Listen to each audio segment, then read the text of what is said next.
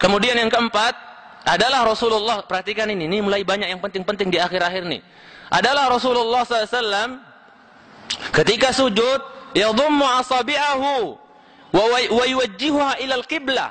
Adalah beliau kalau ketika sujud meletakkan kedua telapak tangan, itu beliau yadhum, jangan direnggangkan. Allah, anggap saja ini lantai. Allahu Akbar. Direnggangkan enggak, tapi apa? Dom, dirapatkan. Berbeda nanti dengan apa? Jari jemari kaki. Itu jari jemari kaki jangan dikempet kayak orang sholat ketakutan.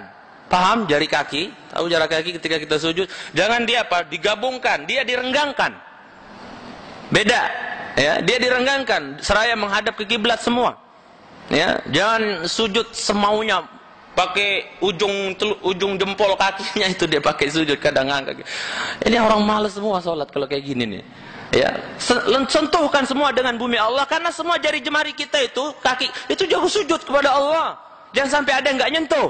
Sombong banget tuh kelingking kakinya, anak jari kakinya nggak disentuhkan di bumi Allah, nggak sujud dan seterusnya. Semuanya harus disujudkan kepada Allah seraya dihadapkan menghadap apa? Kiblat. Ya. Jadi jangan ada yang sujud kakinya di apa? Karena kalau contoh kan antum insya Allah paham ya.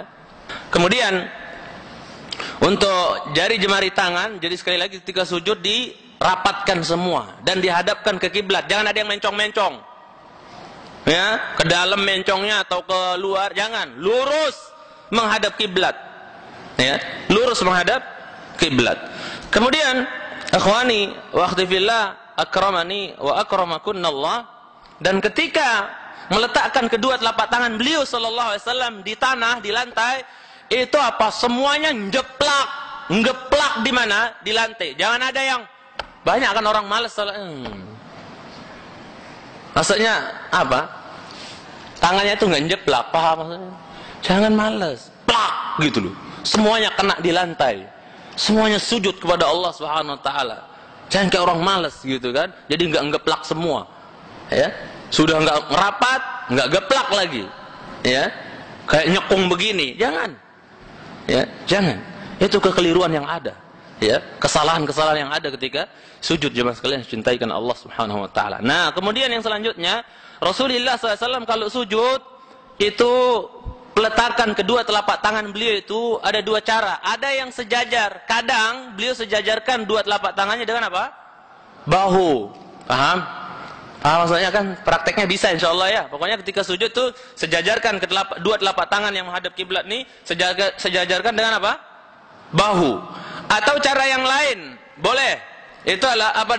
Hadzwal udzunain, yaitu apa? Kadang-kadang beliau SAW mensejajarkan antara dua telapak tangan yang menghadap kiblat nih, sejajar dengan apa? Dengan dua telinga beliau sallallahu alaihi wasallam.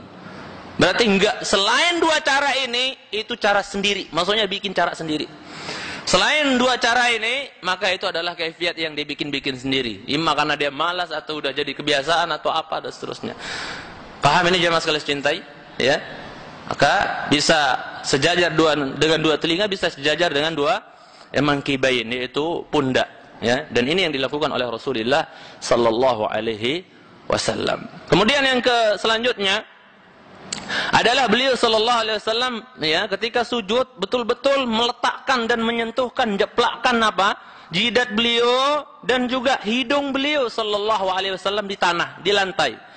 Sebagian manusia jidatnya doang yang numpang lewat, ya, mampir di bumi Allah, tapi hidungnya nggak ikut. Padahal nanti ketika Rasulullah apa? Menyebutkan anggota tujuh tulang yang harus sujud, beliau menyebutkan apa? Ketika menunjuk kepada jidat itu beliau membawa telunjuk beliau kemana? Perhatikan. Beliau ketika menjelaskan kan ada 7 tulang kan yang harus sujud kata Rasulullah. Beliau sebutkan 2 telapak kaki gitu kan. Kemudian apa lagi? 2 telapak tangan, 4. Kemudian 2 lutut. Jadi berapa? 6. Satu lagi mana? Ustaz, jidat sama hidung kan beda katanya. Berarti kan 8 jadinya Ustaz. Ya, kok hadisnya bilang 7, kok kalau dihitung-hitung jadi berapa? Jadi 8 Ustaz. Enggak. Ketika Rasulullah mengisyaratkan kepada jidat, beliau caranya gimana? Mengisyaratkan di hadapan para sahabat. Yang ketujuh, jidat set. Paham? Beliau mengisyaratkan apa? Ini menunjukkan bahwasanya jidat dengan hidung itu satu, satu apa bahasanya Indonesia itu? Satu kesatuan.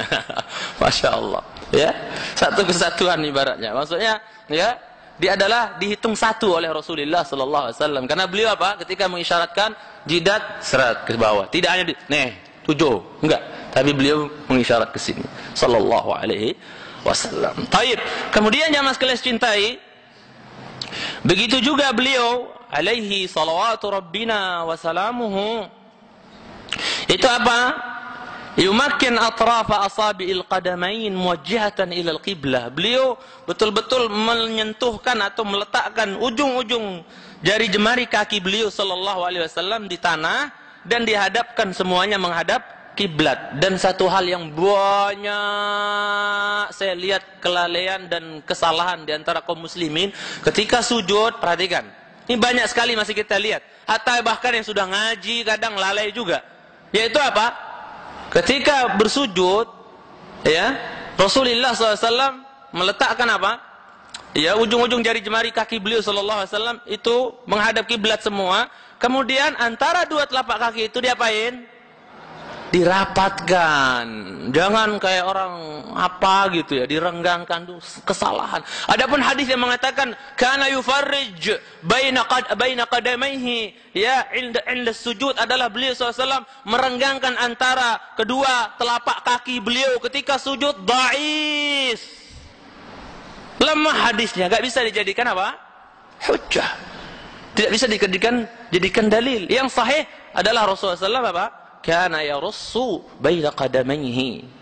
Adalah beliau apa? Mensejajarkan, merapatkan antara dua, ya, telapak kaki beliau sallallahu alaihi wasallam. Tolong ini diperhatikan. Ini penting karena masih banyak yang kita lihat masih apa? Lalai, masih merenggangkan dan seterusnya, enggak tahu itu sunnahnya dari mana. Ya, itu jemaah sekalian yang saya cintai karena Allah tabaraka wa taala.